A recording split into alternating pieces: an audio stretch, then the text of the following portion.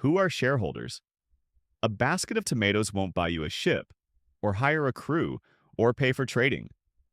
So you ask your friends to invest. If you borrow money, you keep the profit, but you owe the debt. If pirates take your ship, you're left with nothing, except a big loan. So you offer your friends a deal, share the profits, and share the risks. They're not lenders anymore, they're investors. But how do you decide what to do when every investor has a different idea? You need a system. Shareholders vote to pick a board of directors. The board makes the big decisions. Then they hire managers to run the company. Even if shareholders don't run the business, they still have power. They vote. They choose directors. They own part of the company. More shares, more votes. So who are shareholders? People who invest in a company. They share the risk, they share the profit, and they share the power.